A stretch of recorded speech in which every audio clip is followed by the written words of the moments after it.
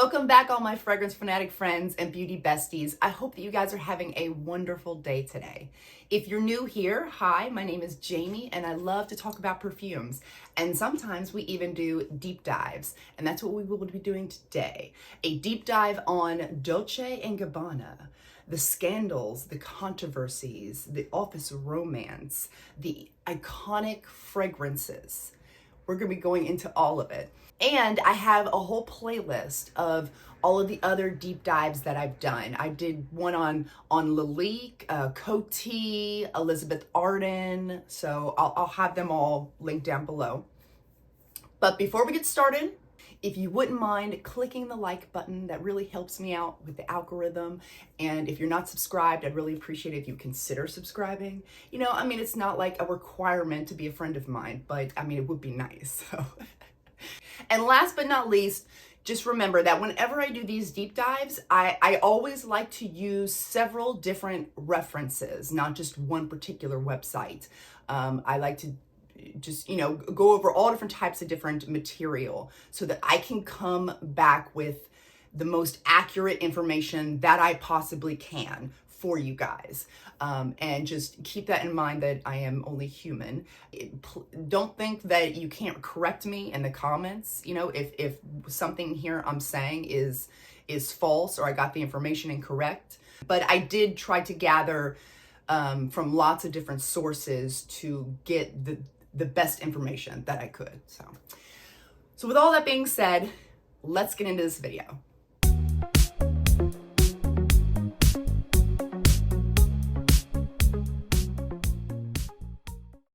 This particular deep dive started as all of my deep dives do, where I was just looking at my perfumes and I was admiring my Devotion bottle. And I was thinking, Dolce & Gabbana.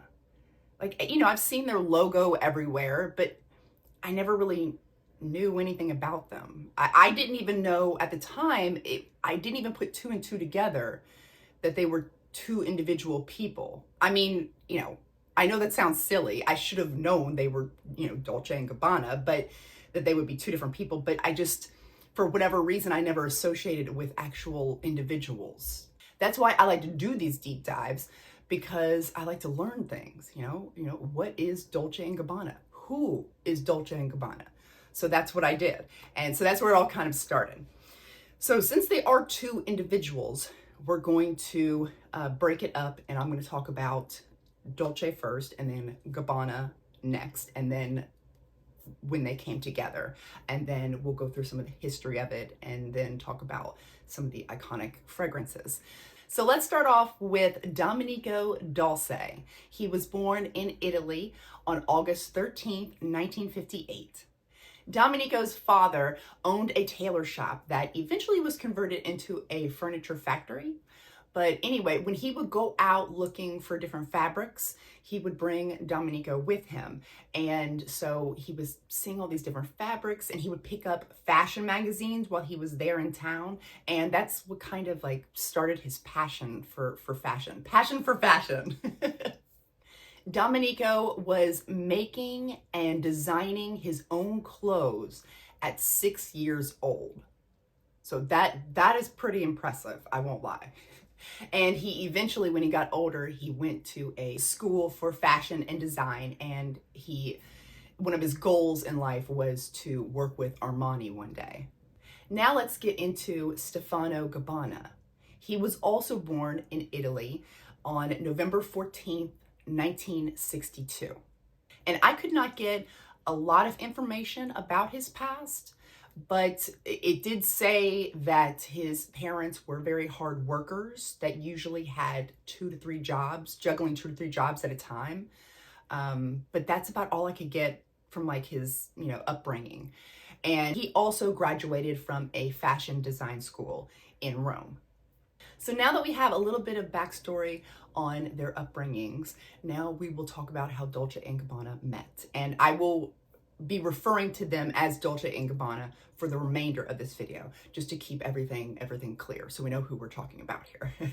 So depending on what resource you are looking at, it says that they met in 1980, it says that they met in 1982. It says their first connection was over the phone. Some say it was at a nightclub. Some say it was at work. Like, so I tried to gather all that together and figure out what actually happened, because there were so many different conflicting things going on.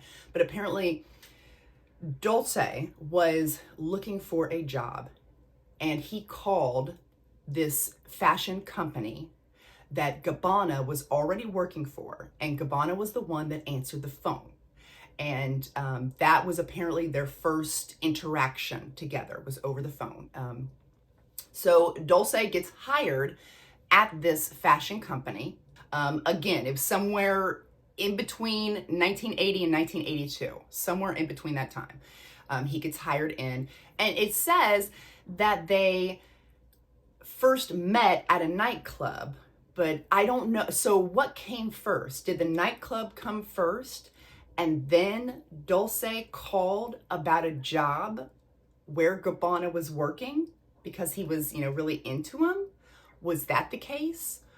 Or did they know each other? They were acquaintances at work, and maybe that nightclub was their first actual date where they could really get to know each other.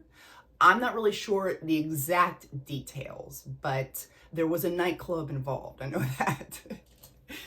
And so after that, Gabbana took Dolce under his wing and helped to teach him about the whole world of the fashion companies and how to sketch designs. And this is where I kind of was like, I don't know about that. Dolce, I'm calling you out. I'm calling you out. You naughty boy. I know exactly what you were up to. I see you. I see you. Because remember, Dolce was designing and making his own clothes at 6 years old. And you're telling me that Gabbana was the one that took him under his wing and taught him about like the fashion and sketching out designs? What? Please, you ain't fooling nobody. I know what this was about. He was into, okay, now this is speculation. This is just my opinion. Speculation, allegedly.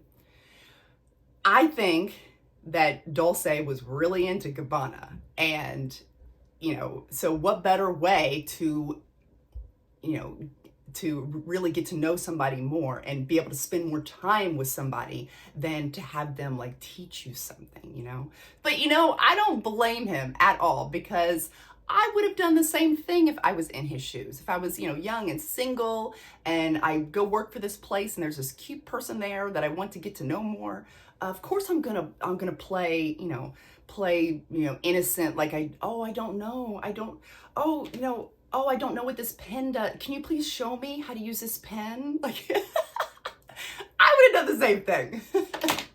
but I see you, Dolce. I see you.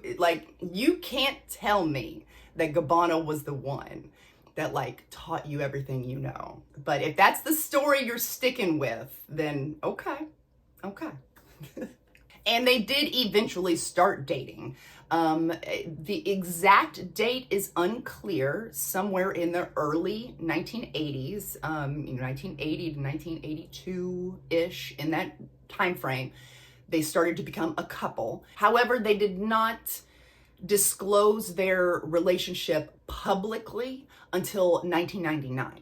So, like I said, in the early 1980s, they, were working together. They were romantically involved together. They both had the same passion for fashion. So they decided to start their own fashion company. And that's exactly what they did in 1985, which was the year I was born, which makes this company 40 years old this year. So Dolce & Gabbana, when they were first starting out, they did not have a lot of money. And for their first runway show that they did, they actually had to ask friends and family to be the models for the runway show. And the curtain in the background of the stage was actually a bed sheet that they got. So they were really roughing it back when they were first starting out. It wasn't until 1988 when their company started to gain traction and recognition. People started to be like, who is it? Who Dolce & Gabbana? We like this. We want to see more of this. And in 1990 was when they opened the doors to their very first Dolce & Gabbana boutique. So in 1992, Dolce & Gabbana came out with their first fragrance. It was a female fragrance, and it was called Dolce & Gabbana. And I have not personally smelt that perfume. It has aldehydes in it, and me and aldehydes don't mix. I love the way they smell on other people, but just for me personally, it just doesn't mix with my skin chemistry very well. It's also have said to have been aromatic, floral, fresh, woody, and it won an award in 1993 for Best Female Fragrance by the Perfume Academy. I would love to know in the comments section if you all know about this perfume. Is it one of your favorites? Do you have it in your collection? Please, I love talking to you guys in the comment section about stuff like that. In 1996 and in 1997, Dolce & Gabbana were awarded the title of Best Designer of the Year.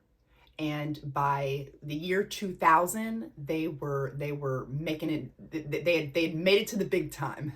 And they were working with celebrities like Missy Elliott and Beyonce. And in 2003, they both received the title of Man of the Year from GQ magazine. In 2004, they publicly separated. They were no longer romantically involved, but they still kept the company together as a whole. The company did not separate, just they did, romantically speaking. But they still love each other and respect each other, and they have a great, passion for their company. And so they work really well together, even though they're separated. In 2009, that was when they finally launched their cosmetics line, and Scarlett Johansson was the face of the advertisement for that. So now let's get into some controversies that they were a part of. I am just reporting on what has been said. I have no, don't shoot the messenger. In 2006, both Dolce & Gabbana were reported as saying that their quote was, "We oppose gay adoption," which I'm sure, would confuse some people because they or at least they were a gay couple, but they oppose gay adoption. I find that I found that kind of, confusing. But then they got into deeper trouble because they were quoted as saying that in vitro, using in vitro to have a baby was, quote, unnatural. So they got into some hot water with that one. There was a boycott that happened. It was hashtag boycott Dolce & Gabbana. And Macy's actually stopped selling their products until they retracted those statements and did a formal apology. And so they did. They are quoted as saying, "We respect how people choose to live their life, and others should respect differences in opinions." That was what they were quoted as saying as their, retraction or apology that they needed to do. And then after that, it seemed like everything went back to normal. But then they found themselves in another controversy involving a Chinese model that they had hired to do a series of advertising videos. And she was using chopsticks to eat Italian food. And, I haven't seen this advertisement, with my own eyes because it eventually got taken down. So I don't know exactly, but apparently it was very suggestive, sexually suggestive in nature, and the fact that she was using chopsticks to eat Italian food. All I know is that the internet was in an outrage. Everyone was saying that this reflected Dolce & Gabbana's lack of understanding of Chinese culture, and they found the advertisement to be racist. So like I said, the advertisements all got taken down, and Dolce & Gabbana came out with an apology. Their apology is quoted as saying, "We have always been in love with your culture, and we certainly have much to learn. From the bottom of our hearts, we are sorry." right after that, on their Instagram, they apparently were saying some negative things towards the Chinese people, calling them dirty, smelly mafia. But Dolce & Gabbana said that their Instagram had been hacked and that it wasn't them.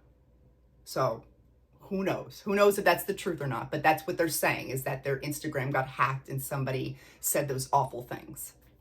And did you guys know that Dolce and Gabbana both were like this close to going to prison? In 2009, the Italian government charged them both with tax evasion. They were found guilty of failing to report over $1 billion in income. So the court was going to sentence them both to about 1 to 2 years in prison. However, they appealed the sentencing. And so that judge said, no, you're going to prison. So then they appealed it again. That judge also was like, no, you're going to prison. So then they appealed it again. Like, they had to appeal it like 3 different times to finally get a judge to say that they were not guilty. And so they didn't have to go to prison. But I wonder, like, you know, again, this is just speculation, just my opinion. I wonder if it had anything to do with, you know, putting some money under the table. You know, here, you know, I've got $1 billion. Why don't I throw you a couple million under the table and we can call it even so that I don't have to go to prison? I wonder if that had anything to do with it. But they were pretty close to going to prison. And this whole court situation with the Italian government, it lasted from 2009 to 2014. Like, that's how long it took to finally for them to get to their non-guilty verdict and for all of this to be behind them. So now let's move forward a little bit into some current events. In 2019, Dolce & Gabbana extended their size range, making them one of the first luxury fashion houses to move towards body positivity and inclusivity for women.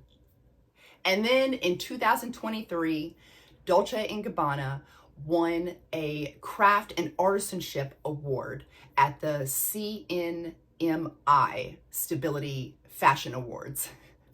So now let's talk about some of these amazing Dolce & Gabbana perfumes. I think one of the most iconic ones, the first one that comes to my mind when I think of Dolce & Gabbana is light blue. I mean, that is just one of the, I feel like one of the most popular ones, in my opinion. I don't know that to be a fact, but that's, you know, light blue. Everyone knows light blue. So it came out in 2001, and I did not know this, but Olivier Crisp was the perfumer behind light blue. Like, blew my mind. I mean, I should have known because it's such a classic, iconic fragrance that everyone loves. So I should have known that he would have been a part of it, but I didn't, you know, so that, again, this is why I love doing deep dives. And then, of course, we have Devotion. Oh, Devotion, how I love thee. Oh, love this fragrance so much. Not only is the bottle beautiful, but the scent is amazing. Citrus gourmand. Oh, the vanilla in here and the dry down. Ooh, like top tier. And this perfume was also created by Olivier Crisp. It was in 2023, which was only 2 years ago. So this really, you know, has not been out very long. But honestly, this is going to be one of those iconic fragrances. I really think that this, you know, this was a big one. This is going to be one of those, like the light blue, that 30 years from now, we're going to be saying, or, you know, we're still going to be talking about Devotion and how iconic it is, you know. So give her a few years, but she will definitely get there to that type of status because, but yeah, because, you know, she is still new, but she's just absolutely amazing. Oh. And then we've got the Dolce & Gabbana Perfume, which was created in 2012. And that one I have a travel size of, and I think it smells amazing. It's got like marshmallow. It's like a citrusy gourmand with the fluffy marshmallow. Ooh, love the marshmallow. But I don't feel like I need a full bottle. It's amazing. It's beautiful. Love it. But I don't feel like I need a full bottle of it because I have floral marshmallow, which I love just as much. And really, I honestly can't tell much of a difference between those two perfumes. And correct me if I'm wrong, but floral marshmallow, I believe, is the dupe for Kilian's Love Don't Be Shy. So I'm assuming that Kilian's Love Don't Be Shy is also very similar to this Dolce & Gabbana Perfume. But I just, you know, I've got a full-size bottle of the floral marshmallow. I love it, so I don't feel like I need a big bottle of the Perfume, but it does smell amazing. It's very sweet, delicious, love it. And then we've got Dolce Garden. Now, before I knew much about that perfume, I was like, garden, like, no, that's not going to be for me. Because I thought it was going to be very floral, like you're in a floral garden of some kind. But no, it has nothing to do with that whatsoever. It is an amazing tropical summer perfume. A thick, creamy, sweet coconut and vanilla tropical perfume. Absolutely, like, oh, I really love it. However, I have so many creamy, sweet coconut vanilla perfumes that I don't feel like I want to get a full bottle of Dolce Garden, but part of me, I don't know, I'm still on the fence. You may see it yet in my collection. As of now, I don't feel like I need it, but I don't know. I may end up grabbing a full bottle because it is amazing. It's like so thick and creamy and sweet. Oh, love it. And then the most recent Dolce & Gabbana perfume that I have in my collection was the Devotion Intense. And I'll put the bottles side by side so you can kind of see how, like, this one is a little bit more orange looking, the whole bottle. This one is more orange smelling too. This one has a little bit more zesty lemony. This is more orangey. And I am getting a sweet, thick, orange, like a citrusy orange hazelnut vanilla cake. It's like a dense, thick, delicious sweet cake is what I get from this, and I absolutely love it. If you told me I had to absolutely choose between these two, it would be the original. You know, she's my girl, but this one is so good, and a lot of times I wear them together, and I've thought about combining the two together in a bottle because I love both of them so much. So, but anyway, so those are all of the Dolce & Gabbana perfumes that I have in my collection. I know that there are so many more out there, and I would love to know what some of your favorites are in the comment section below. So thank you guys so much for watching this video. I really appreciate it. And I hope that you found this video fascinating and maybe you learned something today. So before we leave, don't forget to seize the day and overspray. Bye guys.